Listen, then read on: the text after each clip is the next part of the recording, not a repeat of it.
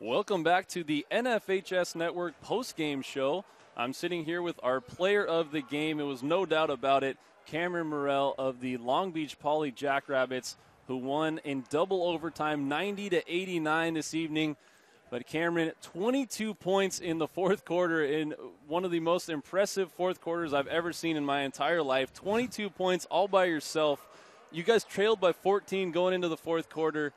What was going through your mind leading into that period? What goes in my mind is I know I'm a senior, and I know everybody is believing in me, and they're always watching me as a senior. So I want to come out and go as hard as I can until it goes to double zeros no matter what. And I knew that if I got us going and get us energy, that my players would step up and everybody would get more energy, get excited, get clapping, and we would win the game. Well, was there any doubt in your guys' mind as a team in the huddle between the third and fourth quarter, trailing by 14, was there any doubt that you guys could come back and have a chance in the game? There was no doubt at all. I knew, and I know my brothers knew that we would definitely come back, and we had a chance of coming back because this is the stuff that we prepare for every day in practice. Well, we noticed it when you had scored the first 8 points of the fourth quarter for your team, and you guys were trying to break from that double-digit deficit and just get it into single digits, and we talked about how you were heating up. Did you feel that as a player, that you're heating up? Is that like a real thing? Yeah, it definitely is. Everybody, all the big-time players like Tracy McGrady, and a lot of my favorite players, they always say that you just have that feeling, that you're just feeling it and you're in the zone, and that's why I was just feeling everything I shot. I just felt like it was going in. Every time it released from my hand, I could just run it back on D, and I know it was falling in. Well, your team, as a team, you guys scored 26 points in the fourth quarter. You had 22 of those, but none of them were more important than those 2 free throws you had to hit at the end of the game. With under 3 seconds left to play, you're at the free throw line. You guys have made this comeback all the way back and taken a lead and then lost it. Now you're down by 2 and you're at the free throw line. What's going through your mind? Just knocking these down. I got to win this game. We got to go to overtime so we can get the W.